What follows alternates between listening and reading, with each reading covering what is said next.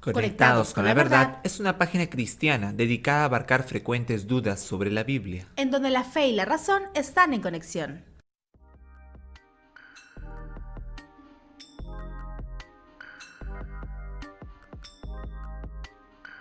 Dios lo bendiga y bienvenidos a todos los hermanos y amigos que nos siguen en la página de Conectados con la Verdad. En esta nueva edición del programa tenemos como tema Génesis y el mito de la creación. Hay muchas preguntas que se dan en torno a la creación como tal, no solamente de parte de los científicos, sino también de parte de los creyentes. Y eso es un poco de lo que vamos a hablar el día de hoy, ¿verdad, John? Así es, Keira, y hoy tenemos un invitado especial ya anunciado previamente. Con ustedes el pastor Samuel Asenjo Alvarado, magíster en Ciencias Bíblicas. ¿Qué palabras nos podría dar usted a la comunidad oyente? Saludos John y Keila, un gusto estar con ustedes y compartir este tiempo de diálogo sobre algunas interpretaciones que hacemos sobre el libro de Génesis, pero que a veces al ponernos a pensar hay cuestiones que debemos de hurgar, escudriñar y entenderlo desde lo que el texto bíblico está diciendo y no desde lo que nosotros pensamos que dice. Así es. Como primera pregunta, Pastor Samuel, ¿por qué se habla de Génesis como mito? ¿Eso no es una forma de quitarle quizás credibilidad a la palabra de Dios o hacerla valer menos? Tal vez hay que partir del concepto de que la Biblia está escrito en géneros literarios. Cuando se habla de mito, la gente lo primero que piensa es que entonces es mentira. Y esa es una manera equivocada de entender los textos bíblicos o cualquier obra literaria. El hablar de mitos es hablar de géneros literarios. Y los géneros literarios son maneras o expresiones como explicamos, cómo construimos respuestas a las grandes interrogantes que tenemos. En este caso, el Génesis del 1 al 11 es una respuesta teológica al retorno después del exilio. ¿Y cómo se responde? Desde tradiciones orales. Y esas tradiciones orales se expresan en narrativas mitológicas. Esa es la manera de entender Génesis del 1 al 11. Entonces el mito no se podría decir que le da un valor de si es verdad o no, sino es un género literario. Vamos a entenderlo como un código literario, una manera de entender el mensaje. Es que el género literario es la manera como los seres humanos hablamos y nos comunicamos. Si yo me comunico con alguien, lo hago a través de narrativa, de prosa, de poemas, lo hago a través de órdenes. De esa manera me voy comunicando. Así que, ¿cómo comunicas un texto sagrado? A través de narrativas y relatos, y en este caso, a través del género literario. Y ese género literario es mito. Para darle un sentido importante al texto, vamos a hablar de mito teológico. ¿Y por qué se podría considerar mito? ¿Cuáles son las características que yo ese texto lo puedo considerar mito? Porque el oyente puede decir, pero ¿por qué dice dicho pastor que es mito? El mito tiene ciertas características. Primero, explica o cuenta una historia remota. Es algo que nadie ha vivido, pero que es una historia que se ha ido transmitiendo de boca a boca. Número 1. Número 2, es una manera de explicar algo que necesita ser respondido desde un relato de fundación. ¿Qué significa un relato de fundación? Es cuál es el origen de la humanidad en la Tierra, cuál es el origen de la vida en la Tierra, cómo se originaron las lenguas. Entonces, son cosas que ningún ser humano ha podido vivir de manera directa, pero en un determinado momento de la historia se hace necesario responder a esas interrogantes. Y por eso se construyen mitos. Los mitos son procesos narrativos construidos teológicamente para responder desde la fe a lo que no se puede explicar de otra manera. Entonces, ¿cómo se puede explicar que a pesar que Génesis 1 y Génesis 2 son narraciones del mismo evento, se cuentan de forma totalmente distintas? Es porque son relatos de momentos diferentes, de contextos diferentes. Entonces no fue escrito Génesis 1 primero y Génesis 2 después. Primero se escribe el Génesis 2 y luego el Génesis 1. La razón es porque el Génesis 2 es un relato con un Dios con más forma humana. Dios tiene manos, crea, tiene ojos, camina. Necesitas un Dios, lo que llamamos en el quehacer teológico, en las ciencias bíblicas, es un Dios más antropomorfo, que tiene forma humana. En cambio, en el Génesis 1, tú tienes a un Dios más universal, que es un concepto más desarrollado sobre Dios. Así que el relato de Génesis 1 es un relato muy posterior, es ya para la redacción final del libro.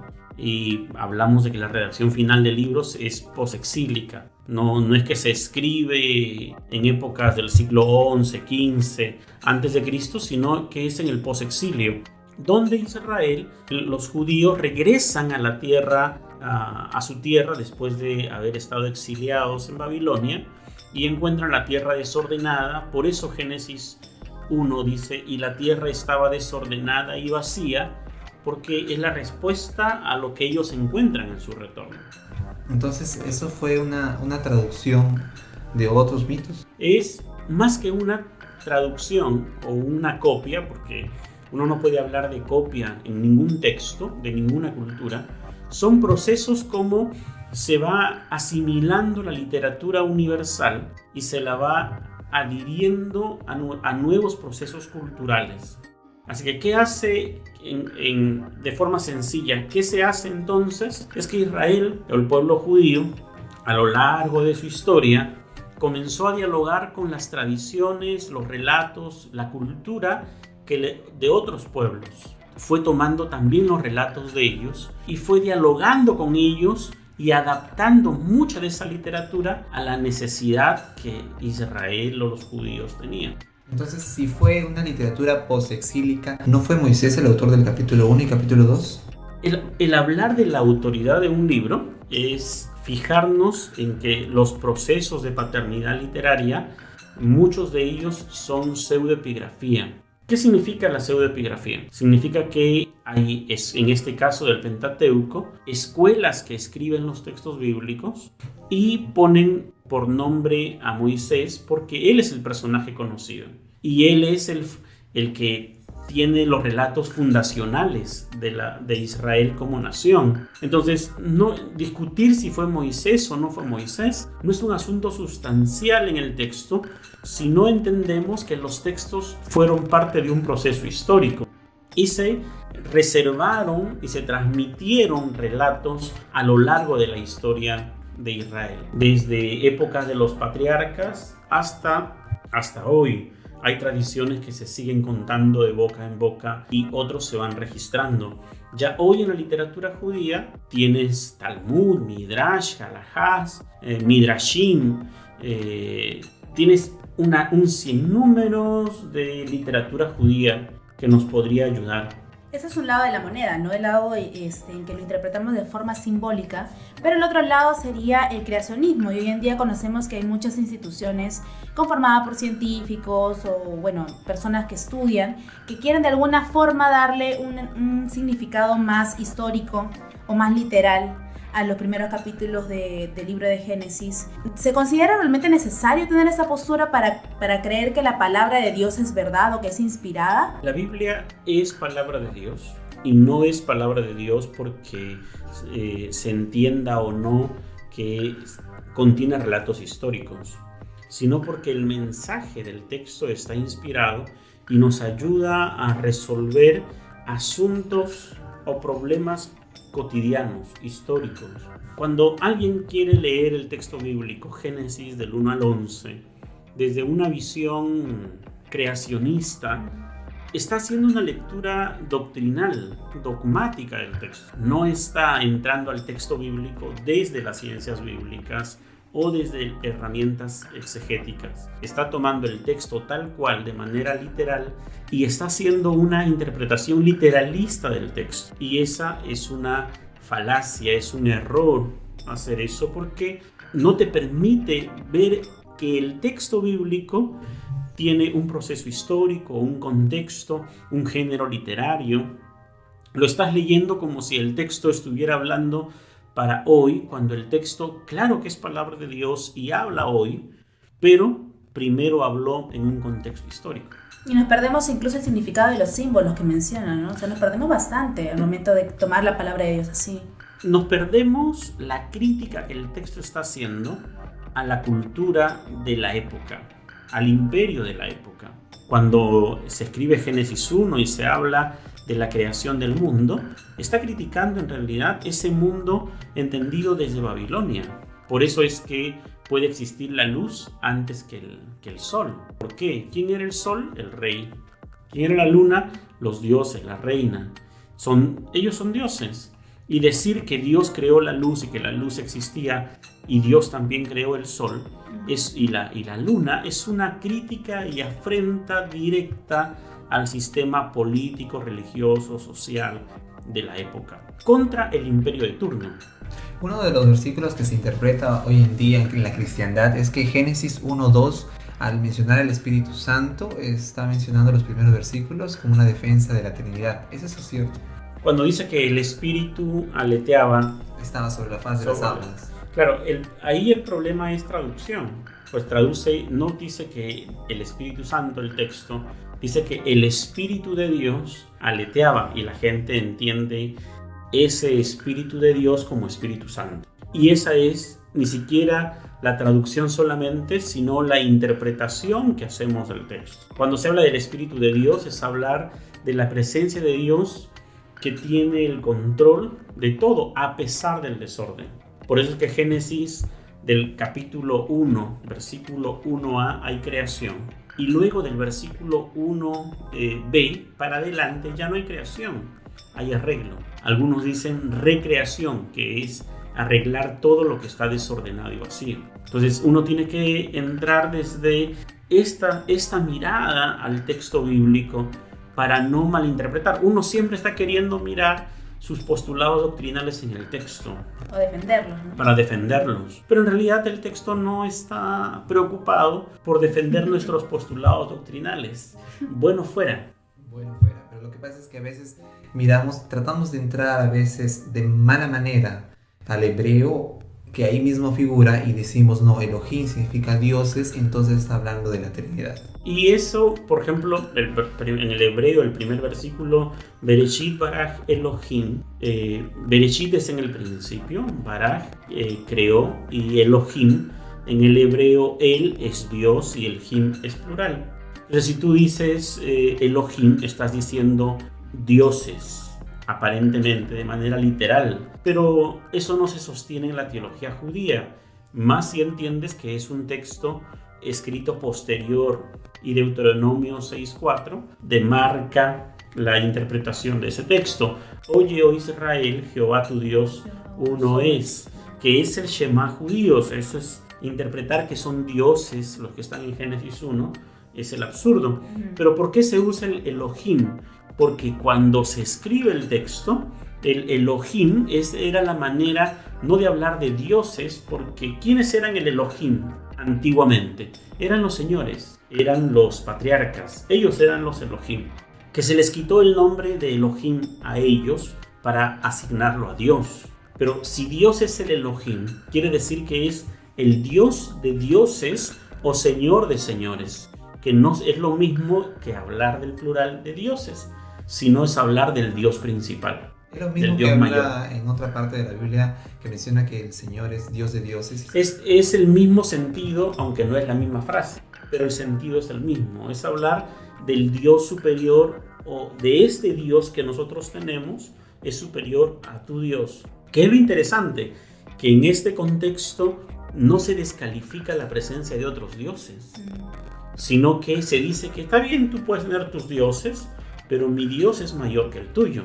Y ahí se habla de la guerra de dioses. Algo que menciona en capítulo 2 en cuanto a la mujer. ¿Nos podría aclarar eso en cuanto a la mujer? ¿Por qué habla que fue sacada del costado, de la costilla? Y en Génesis 1 vemos que fueron creados prácticamente en el mismo momento.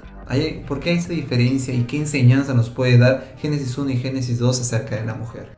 Son dos relatos diferentes, por tanto no hay que leerlos como si fuera uno consecutivo del otro.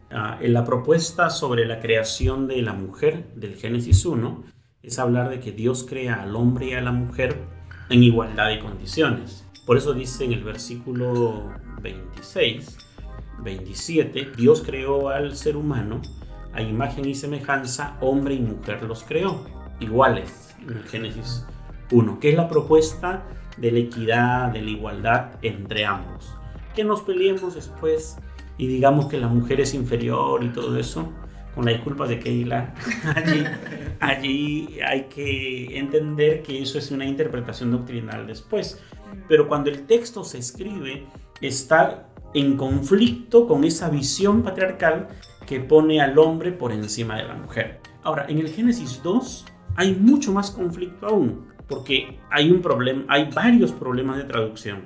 Dice el texto en el hebreo que Dios creó a la mujer no para ser ayuda idónea en el sentido de que haga lo que el hombre no puede hacer. Eso es traducción, ayuda idónea. El texto hebreo es que Dios Dios vio que el hombre estaba solo y dijo, le haré una compañera, alguien para que le acompañe, alguien para que camine con él. Y eso llevó a que primero Adán ponga nombre a todos los animales, y el texto mismo dice, y no se halló ayuda o compañera para Adán. ¿Cuál es la propuesta allí? Que si todos los animales tienen compañera y tienen con quien compartir la vida, su existencia, Adán no lo tiene. Y que entre los animales no hay compañera que pueda ser comparable para Adán. Entonces, en ese sentido, cuando el texto habla de la soledad de Adán, que está solo, que necesita una compañera, no está hablando de una soledad de estar solo, sino de una soledad en el sentido de existencia.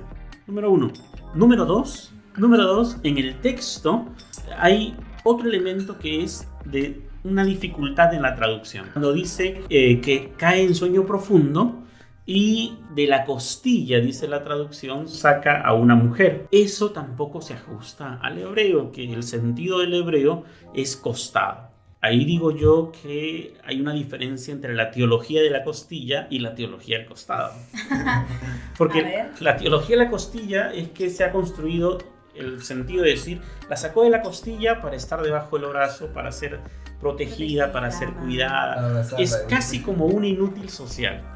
Claro, que necesita ser protegida, necesita de alguien para poder vivir. Claro. Pero cuando tú dices del costado, no es debajo del brazo, es del costado, para ponerse al costado de él.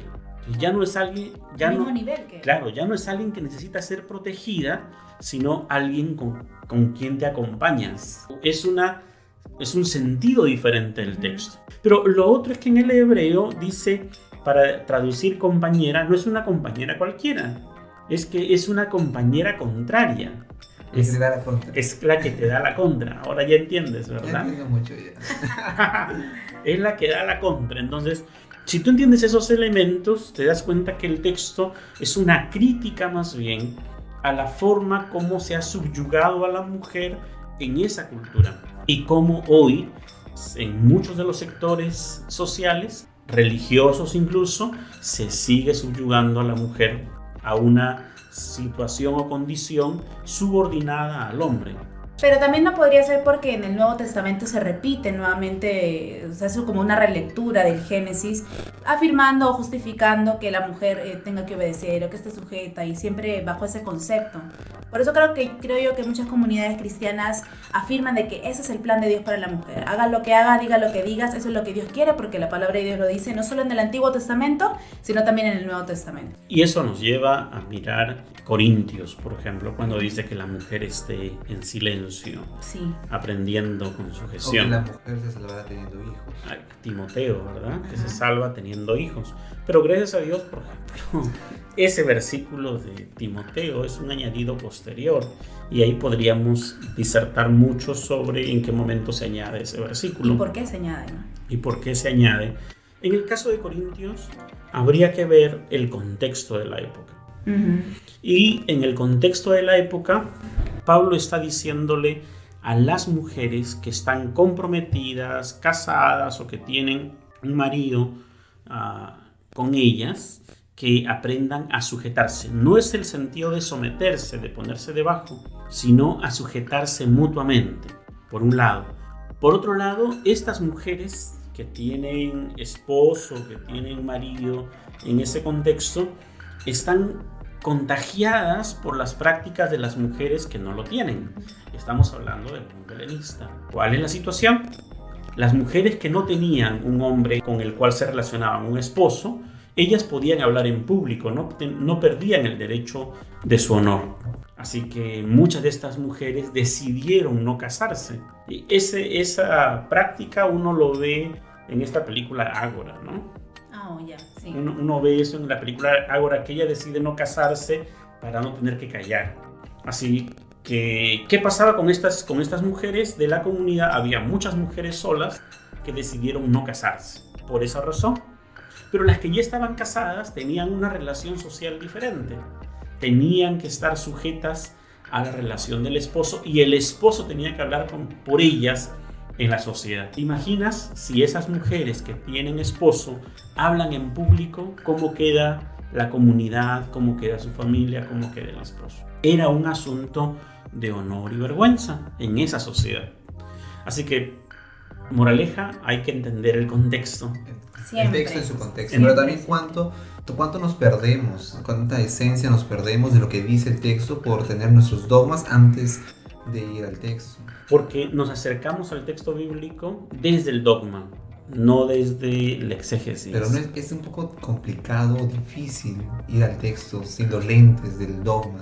Y ahí tiene que ver con ser conscientes, tomar conciencia y comprometernos con ejercitar nuestra aproximación al texto en el mejor de los casos despercudidos del dogma. Dejar que el texto hable y no hacerle hablar el texto a lo que Sí. nosotros queremos. Entonces, si el Génesis no es un texto histórico como nos ha relatado, ¿qué mensaje nos deja para el día de hoy? Nos deja varios mensajes, tal vez diré algunos de ellos. El primer mensaje, Génesis 1 y 2, es que es el Dios de la creación. Y es el Dios que nos delega en igualdad de condiciones a hombres y mujeres cuidar y administrar la creación. Y eso nos da para pensar cómo lo estamos cuidando hoy y cómo nos estamos relacionando. Eso daría para varios programas de hablar de ecología y Biblia, ¿no? A veces entendemos también el término de sojuzgar dentro de esto. Porque es una traducción no más adecuada.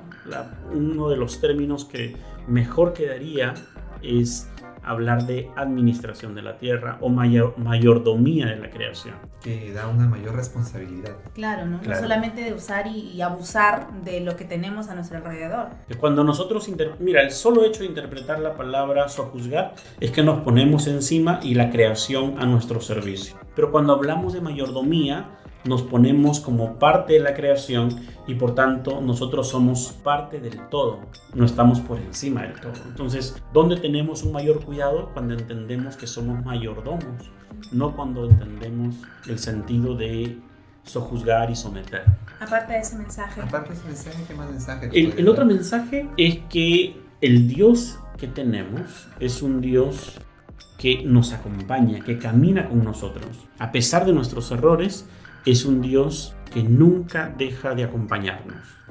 Muy por el contrario a lo que muchas veces hemos aprendido, que si nos portamos mal, Dios se aleja, pero Dios enseña, a pesar de que optaron por reemplazarlo, Dios desciende, y es el sentido del Evangelio, Dios al encuentro con la humanidad. Pero no solo es ese sentido del Evangelio, sino también en el Génesis 4, cuando Caín mata a Abel, Dios se aparece a Caín, habla con Caín y le dice que va a ser maldito la persona que lo mate. Lo termina protegiendo. Lo termina protegiendo. Mientras que nosotros queremos exterminar a todos los que están en el penal, a todos los delincuentes. Entonces nos enseña cosas para amar la vida, para cuidar la vida, para proteger la vida en todas sus manifestaciones, en todas sus expresiones, por más dura que sea la vida que debemos de proteger. ¿Cuál sería la manera correcta de enseñar esos pasajes? Si ese es el mensaje, ¿cómo yo puedo enseñar ese mensaje? Más que manera correcta o incorrecta, yo creo que debemos de considerar dos cosas. Uno, el contexto social, histórico del texto. Y dos, el contexto literario. Si tú te acercas a la Biblia considerando cuándo se escribió, por qué se escribió, a quiénes se escribió, cuál es el género literario en el que se escribe, vas a ahorrarte un montón de problemas de malas interpretaciones bíblicas. Para las personas que quizás recién están introduciéndose al estudio bíblico y que quieren entender un poco más del Génesis, ¿habría alguna guía, algún libro que usted quisiera recomendar como para alguien que recién quiere familiarizarse con los símbolos, el contexto social, Que le histórico? explique quizás un poco más Génesis. Bueno, hay mucho material que uno podría encontrar sobre contexto, pero hay mucho material especializado que sería muy tedioso para gente que está empezando. Dos recomendaciones. Uno, leer la Biblia en varias versiones, escoger, aparte de la Reina Valera, escoger la TLA, la PDT y traducciones que sean amigables para entender el lenguaje desempacado, quiere decir explicado. Lo primero. Y luego tratar de ubicar literatura especializada sobre el contexto. No leer comentarios doctrinales, sino literatura especializada sobre el contexto. Y aquí hay un librito de Verbo Divino, que es Génesis del 1 al 11, es Cuadernos Bíblicos de Verbo Divino, así se llama, y es el número 161. Esa es toda una colección sobre Biblia que podría tener a la mano. Y hay una revista también sencilla que es el RIBLA, Revista de Interpretación Bíblica Latinoamericana, que está en San Google y lo puede descargar. De manera Es libre. gratuita. Ah, Es gratuita. Para no decir que no puedo alcanzar a Sí, información. es gratuita. No hay excusas. Uno pone RIBLA y puede descargarse. Son como 140 números que uno las puede descargar todas. Wow. Y puede tener acceso a esa información. Muchas gracias, Pastor Samuel Asenjo, por este breve programa. Es más que todo una introducción de la creación del libro de Génesis, que es muy importante, muchas veces mal enseñado también, pero queremos entenderlo mejor y también decirle a todos los oyentes que vamos a tener un siguiente programa con el mismo invitado, con el Pastor Samuel Asenjo, que ya estaremos publicando en las redes sociales, pero queremos invitarlo también, Pastor Samuel, a que nos comparta sus redes sociales para poder ubicarlo, para poder leer quizás sus publicaciones, anotaciones. Me encuentran en Facebook como Samuel Asenjo Alvarado. Muy bien. Y también en Tarpuy, ¿verdad? Y Tarpuy, sí, como Seminario Bíblico y Pastoral Tarpuy. Así que síguenos en todas nuestras redes sociales, suscríbete en nuestra cuenta de YouTube, síguenos en nuestra cuenta de Spotify y hasta la próxima, amigos. Hasta la próxima. Dios le bendiga.